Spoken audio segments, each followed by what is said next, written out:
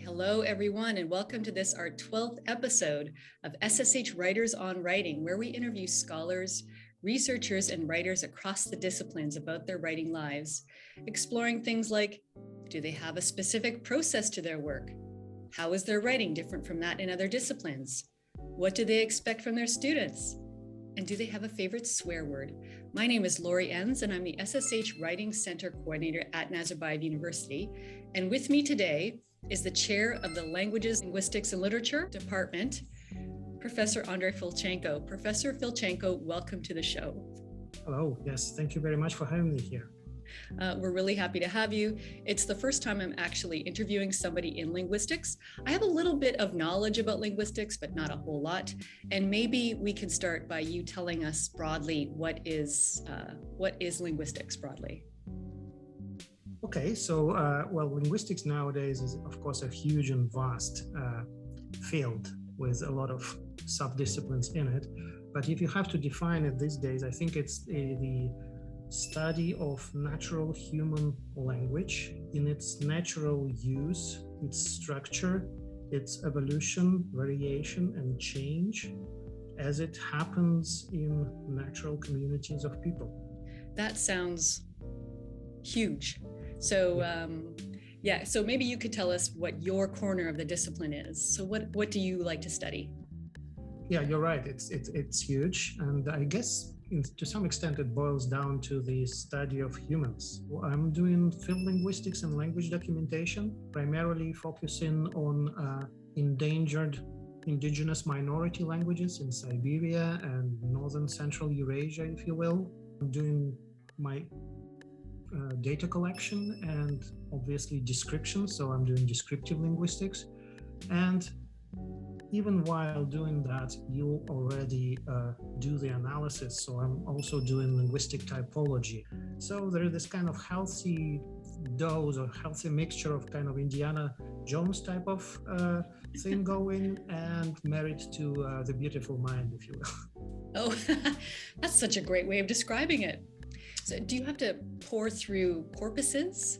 Is that part of what you do, or okay? Yes, these days, I mean, on the contemporary level, if you're doing it well, you are inevitably sort of wearing multiple hats. This type of linguistics will make you take an interest in such disciplines as recording arts, because you want to record language, you want to do audio recording, video recording, and then the analysis. And obviously you have to combine this multimodal data into some sort of database, which we now call corpora or corpus of language, which now means collection of texts, but in their multimodal representations. I know that you yourself are a bit of an anthropologist, and so in order to get all that data, you're a bit of an anthropologist where you have to go and visit these communities and talk to people and get this information. Yeah, well, I got to travel to remote places using fairly exotic transportation means, starting from fancy, airplanes and ending up with this really dodgy small airplanes and helicopters where you are mixed up with luggage and animals and flying to these villages where these indigenous communities reside, sometimes deep into the taiga forest or in the swamps. But you get to meet interesting people and be exposed to diversity of cultures and worldviews, which I think is the biggest kudo in this line of work. The cost of taking the dodgy transport is being able to actually get there and talk to those people.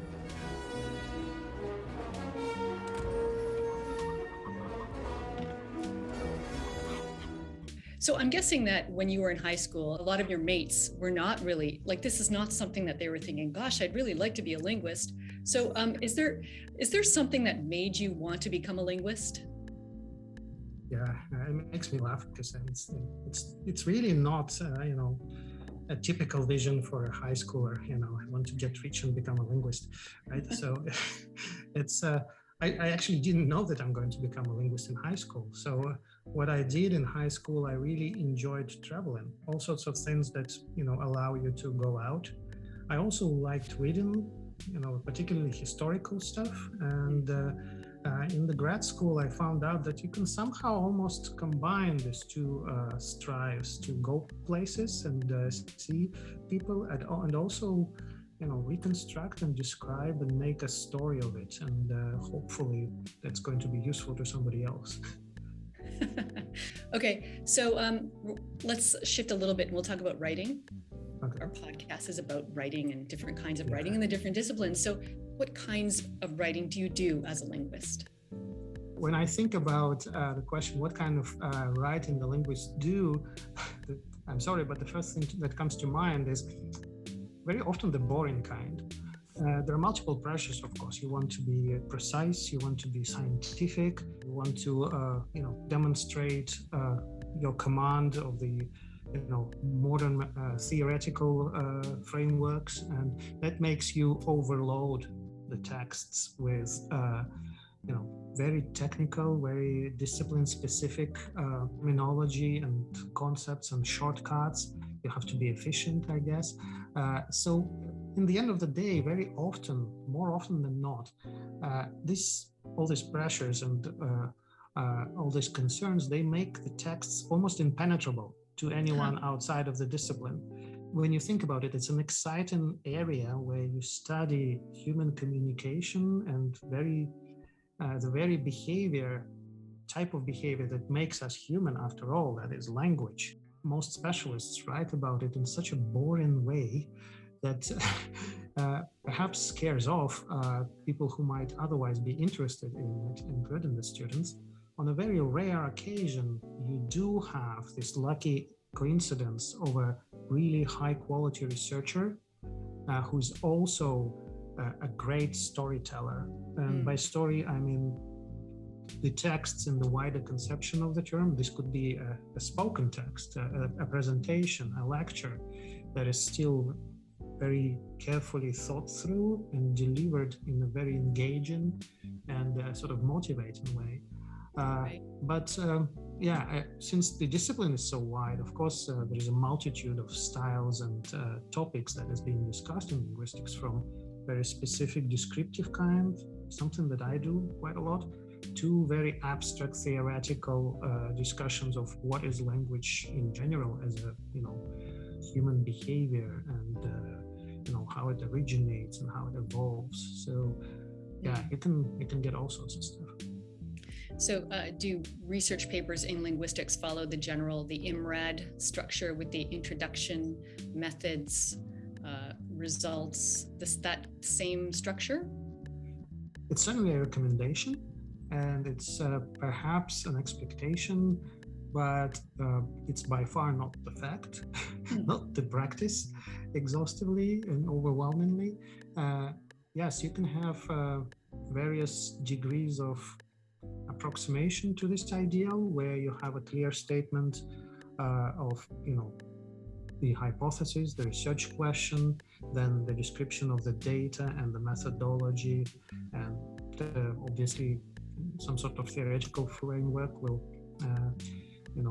emerge, even though some linguists prefer to declare themselves as theory neutral or sort of theory unbiased. In reality, it's probably an impossible endeavor. So there's always a theoretical framework that drives the approach.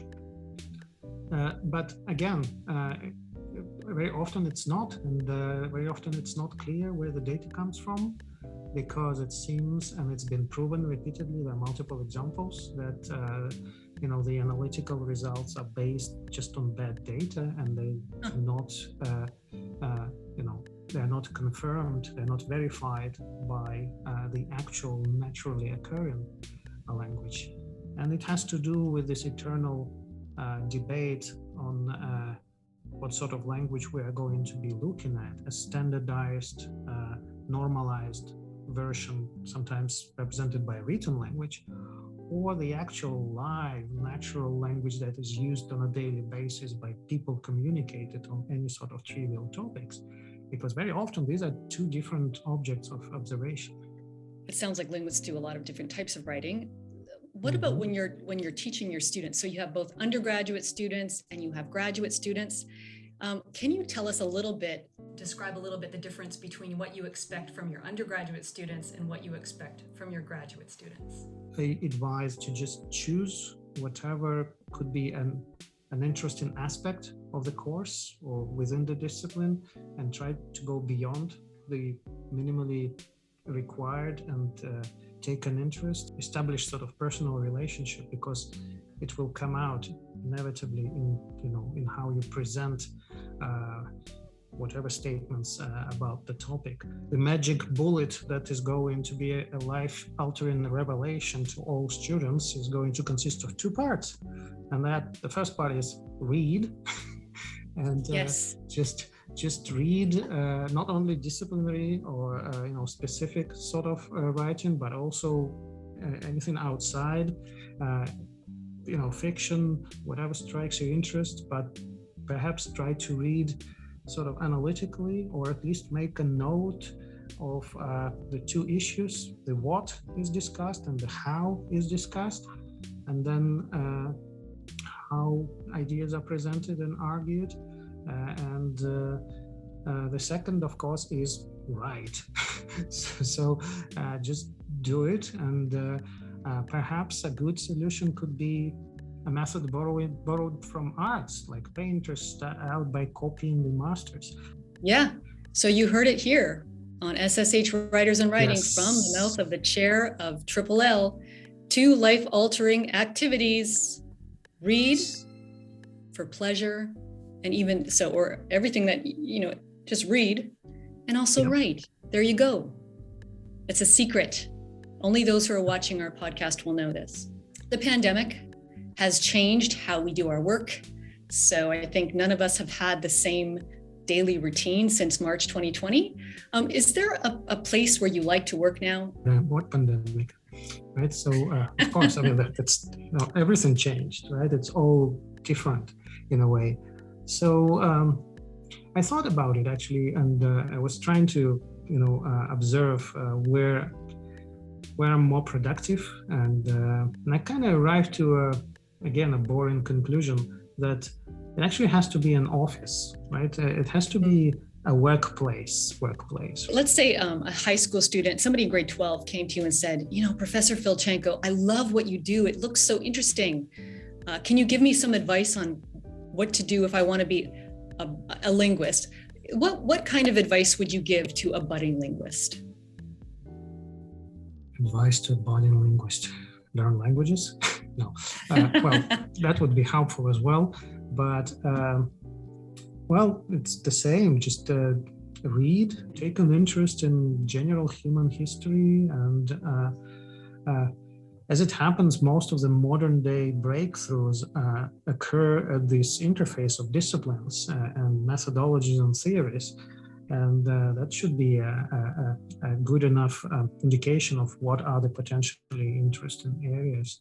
So try to be wide in your scope, but also, yet again, maybe try to identify what is going to be an area that interests you, at least for a time being. It doesn't have to be a lifelong decision. You can take an interest in a particular aspect of it and gain depth in this sort of particular aspect, because it's good to be wide, but it's better to be wide but shallow. Okay, so both, somehow you hold them both together. Yeah, that's good advice. Okay, so now let's move a little bit more personal. The Proust, we want to ask some questions based on the Proust questionnaire. So yes, indeed, we want to ask about swearing. You have a lot of knowledge about the different particulars of a lot of different languages. Do you have a favorite swear word? Actually do. I mean, yeah, I feel reluctant to share it because it's such a good thing. So it's so the way it sounds is Angidritva Yuzakis. And it sounds like it's Russian, and the way I like it is because it somehow phonetically reminds you of real swearing, but it's actually not, because it combines some stems from like chemistry and physics and various disciplines, but it's a nonce expression, but somehow everybody knows what you mean by that. When you say it means is it X-ray? Is it can mean multiple things. Yes. Can you say it on the air? Can you say it recorded, or is that something you should? So yeah, because it's a nonce stuff. I don't think anyone takes offense. I hope not. Okay, next time I stub my toe, I'm gonna record this. I'm gonna listen to this again. Okay, so you became an academic linguist. You research in linguistics, but let's say that option wasn't available to you. What other profession would you have liked to do had you not done what you're doing now?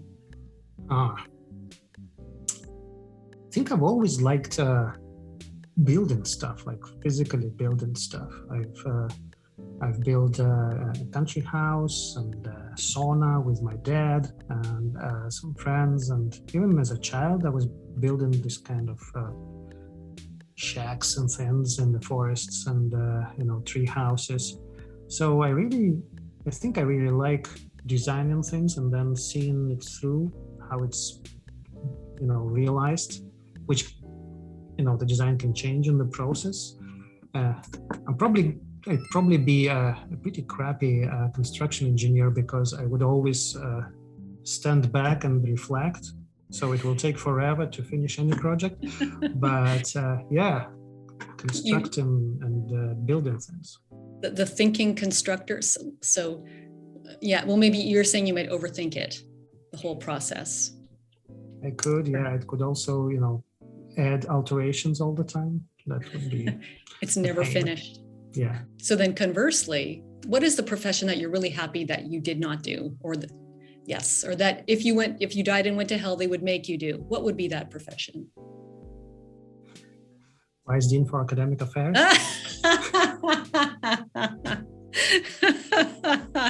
If I can avoid that, I would do everything in my powers. That is a great answer. And those of you who know anything about my family will understand why that's a great answer. That is a great answer. I mean, I'm my office neighbor in the office of the Vice Dean of Academic Affairs for the School of Science and Humanities, I'm inevitably, to some degree, aware of what's involved in the work. And that's a rare combination of the most stressful and the least appreciated. You don't want anything to do with that. That's a great answer. Okay. Well, I know that you have other things that you need to do with your day. So I just wanted to end by saying, Dr. Andrey Filchenko, thank you very much for your time and your thoughtful answers, and for giving us a glimpse into the life of a researcher in linguistics. Thank you very much. Thank you very much for having me.